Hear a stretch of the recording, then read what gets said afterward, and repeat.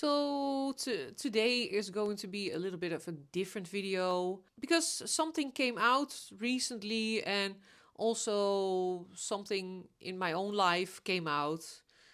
And yesterday I've been talking about this. I think I want to talk about it. I don't know if I'm going to bring out this video or just wanted to talk about this topic, but I have been thinking about focusing on more different types of topics on this channel that has to do with religion, because I'm actually in my spiritual journey, if you didn't know yet, and I feel like I might talk and also discover other religions, maybe cults and stuff, because I'm very interested in it. And I'm definitely going to keep on talking about Jehovah's Witnesses and what is happening there and the organization and the things that I've been through. But also I want to explore more religions. I want to talk about that. Maybe it's a common topic for Jehovah's Witnesses and ex-Jehovah's Witnesses, especially when you are discovering the world. Then spiritual journey is happening as well, because you've been raised as a Jehovah's Witness, and throughout your life you have been like overshadowed by, I don't know, like overshadowed by the world. I don't know if that's the right thing to say, or that is maybe that you weren't allowed to discover certain things and you want to discover things, you feel like, okay, so this, and then maybe that's a spiritual journey as well. This is what I've been raised with, and this idea and these things that I believe in are the things that my parents were experiencing, or the people around me, the people that took care of me, took me to do this. And if your convictions were based on ideology, I think it's very common to discover then what happened, and then what else is there in the world to discover. I've been discovering certain things before in my own life, I've like a red thread through my days and my life, but I feel like I haven't really experienced it. I've been practicing certain things and aspects of, for instance, Buddhism is like you see a lot of people focusing on inner peace because they have been overworked and they feel like they haven't been connecting with themselves. They've always been focusing on other people and not necessarily on themselves, so they're looking for inner peace. And so the Buddha statue is a part of that as well. And of course, all these symbolism, and I see that around me as well, the symbolism is not allowed for Jehovah's Witnesses to have. And also, they don't have the cross, the cross, wearing or bearing the cross, and other symbolism such as a Buddha statue, which I also have in my garden, for instance. It's just it has become a cultural aspect. And maybe also in a part of my life where I felt that I needed inner peace and that I actually got a Buddha. Because people say you have to get a Buddha to feel if you're in need for inner peace. I really enjoy this. This is it's also very calming to talk about. Yeah, so Buddhism and also the story of Buddha is it has its own aspects, I think it's very good for me to get into it again. And I'm also thinking about actually going to maybe just walk into a church, talking about that. I have been invited. I have a very nice story. I got to talk about that. I have a very nice story, just like about religion and religious aspects in general. Maybe I can talk about that in this video. I don't really know where this video is going, but I just wanted to talk about like several religions next to the Jehovah's Witnesses, because that's actually the idea that I have to invoke more religions and think about that more and talk more about cults and stuff and all different types of things, and then still be with the Jehovah's Witnesses, the ex-Jehovah's Witnesses, because that is why I started this.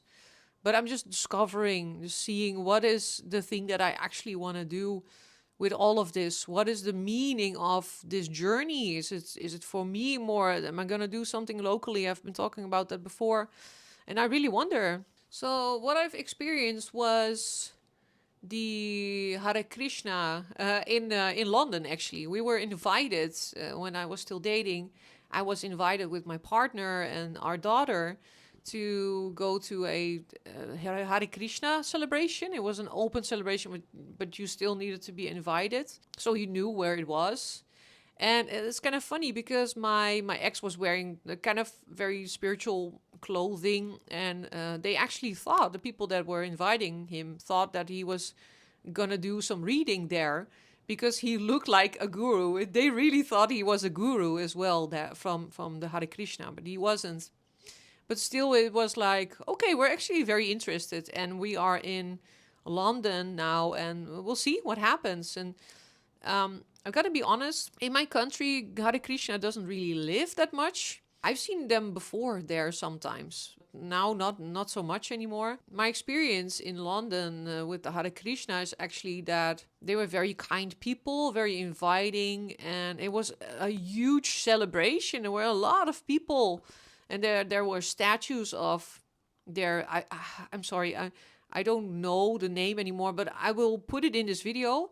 I don't know the name of the person that I think it's also more people that they are actually remembering, because one of these people, I remember one of the statues, this person actually lived. And of course, Krishna is very important. I got to get more into it because I feel like I want to talk about it, but it was a very big celebration. You need to take off your shoes. I remember that my daughter was actually, like, she didn't listen. They weren't happy with that at first. And so she had to take her shoes off. And because she just like stormed in, because she was very excited, a child is very pure, and she was excited, and it was not allowed, so she had to take her shoes off. It was just really fun. I think we were wearing these flower necklaces and stuff, and we were dancing together, and the Hare Krishna Krishna Hare Rama, that is the thing we were singing together, and it was just a lot of fun. It's very explosive, and that is what I maybe miss. Maybe it's the Western type of like celebrating religion, or like not necessarily celebrating it, but that's what I really enjoyed. And then maybe that also the feeling of God, and the feelings of togetherness, and the loving feeling, the maybe the highest possible feeling of happiness is coming up, and then people associated with the feelings of God, or maybe they actually exist. I don't know. Like, I cannot decide that for whatever people feel. And what I really missed in my household as well when I was little. And I'm really thinking about that. I think I really enjoyed that moment, and it was a very good part of my vacation at the time as well. It was really fun. It was a really good experience to have on that vacation. It was really fun. And yeah, it was a good experience with the Hare Krishna. Yeah, so it was really fun. I never really expected them to be so celebratory. I'm sorry if I say it wrong. Celebratory? I don't know. Not celebratory. Okay, I know, but this is so bad. Okay, moving into my experience with Buddhism. So I feel like this is a fun video to make. It feels good for me to make this. I've been to, of course, after being a Jehovah's Witness, I was in the world. I decided to be in the world, and I also decided to visit a Buddhist temple, also because my partner at the time was very much into it, and he's also very much into religion. But that aside, we went to a Buddhistic temple also with our daughter at the time. It was kind of funny because there was a how do you say that? Like, also some kind of guru, like an older person that was like a sacred there, and there were people guiding us around the space. It was like a farm. Kinda, like it was a Buddhistic farm, but it was also a temple, so it was like, it looked beautiful. Of course, the building is very beautiful. With the Hare Krishna was more like fun inside, and it was beautiful. Like the interior was very beautiful, but in this, the outside was already beautiful. So I think, like, with the Asian buildings and the architecture, it's very beautiful in a very different way than the Western world. I think it was it was very calming, and like a lot of people, even you could even stay there. You could have a night there, and I saw a lot of people praying, and also like praying together with the sacred person there, who was also I think it was a monk from, I don't know, like Tibet or something like that. I don't know. I'm not sure. Maybe he was Mongolian, something like that. I don't know. And I feel like it was very calming and soothing for a lot of people, but also kind of make me sad for some reason. I don't know. Like, and we were taught to, like, you had these how do you say that? You had these scrolls that you had to touch and then just walk, like they were, of course, they were explaining it, how that worked for Buddhists and how important that was and why that is. And also about talking about the black stones and the white stones you're collecting throughout your life. You're collecting white stones and black stones, and like maybe the black wolf and the white wolf that is living inside of you. It's kind of like that symbolism for darkness and light. For some reason, I don't know, like there were some parts that made me kind of sad or something. I don't know why, but it was also a nice experience. It was really fun. Very nice guru, or like the sacred person was very nice person. We've been talking with him a little bit, and also the people there. But it had a little bit of it was kind of a sad experience. I don't know. Like maybe it made me realize things, and I felt energies. I saw people praying. Like it was very open. I've got to talk about that. It was a very open experience, and I really thought that was very nice, very open. The doors were open, and people were just like sitting outside praying with their Bible, and you saw that a lot of people were dealing with a lot of stuff inside themselves, and that they had to go there to just release, feel like they were maybe connected to God again or whatever. Everything was possible, and they could pray with a like a saint, sacred person, what they believe in there. And but it was a nice experience. It was a little sad. I think I felt some things that were happening with people there, and was a lot going on. And they teached us, and I will always remember this part about Buddhism, that is with the broom.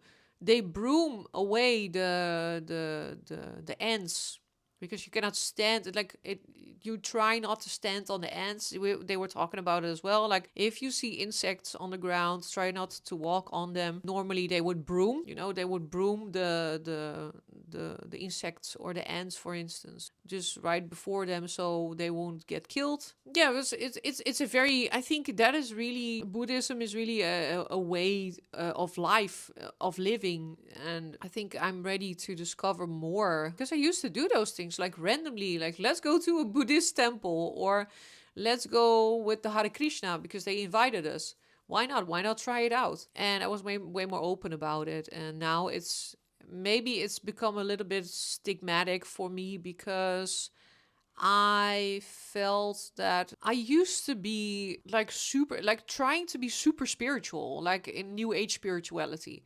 But it was also definitely not my thing to practice it like that, like with the tarot cards and the witchcraft and the hyper spiritual stuff. And it was also very eclectic, but it was not the way I wanted to experience and explore it. I was kind of told and maybe even forced to do so, and that is not what I wanted to do. In the end, it really made me, because I was searching, like why am I experiencing all these spiritual things, and why am I all of a sudden, like, you are starting to wonder what is happening, why I'm seeing all these things, why I'm experiencing all these things, and why is my interest all of a sudden like focused on that I want my life to be spiritual or whatever, or like talk about it or think about it, or why do all these thoughts come up for me. But then if you're exploring, people are telling you, and you see the internet is saying like you have a spiritual awakening, and then you think like, how does that work? What is all of that part of it? And I felt like in the end, after several years practicing it, that it only killed who I was. That was not me. I was not myself anymore. And I think it's very important in this spiritual journey that you're walking to actually be very grounded about it. So you have the urge to discover things about where you come from and who you are, and what is your interest right now. But it's not that. It's not exactly that. And well, at least not for me. And I think a lot of people think that they have to be in a certain way, and they possibly aren't in a certain way, because they think they have to live up to the expectations of other people and what they say. Like in general, these spiritual journey stages, I don't think it's there. It's like, for me, the box is everywhere and nowhere at the same time. So for me, it's become my own philosophy in a way more grounded way. And yeah, I just wanted to talk about that. I think, yeah, so I think I need to involve more things next to the Jehovah's Witness things, because it absolutely continues, but I just don't know how to mix them together yet. I'm discovering that, and I'm really looking forward to that as well. I think this was the video that I wanted to make. It's a lot of fun to make this video because I feel like I can go more directions and still stay in my lane. You know, maybe I've been focusing a little bit too much on one thing, and maybe I can throw it open. I feel like there are more channels. I've seen more people, more channels about ex-Jehovah's Witnesses and what Jehovah's Witnesses do, but then also like what other religions do, like other cults, or maybe Mormons or whatever. There are very beautiful channels out there that do the same thing. I just don't know how to infiltrate that yet, or like, I don't know how to invoke it yet, but I feel like I want to discover it. Yeah, maybe you have some ideas. Maybe you got some ideas. Like, I want to invoke more of these types of topics and videos, and maybe you can help me with that as well. Okay, so thank you very much for watching. I really enjoyed making this video. Keep liking and subscribing to my channel. I really want to see you guys. Yeah, I just really enjoy doing this, and it's fun, and I hope then maybe I can bring something more. It's fun, enjoyable to do. So thank you very much for watching, and I'll say, as usual, peace.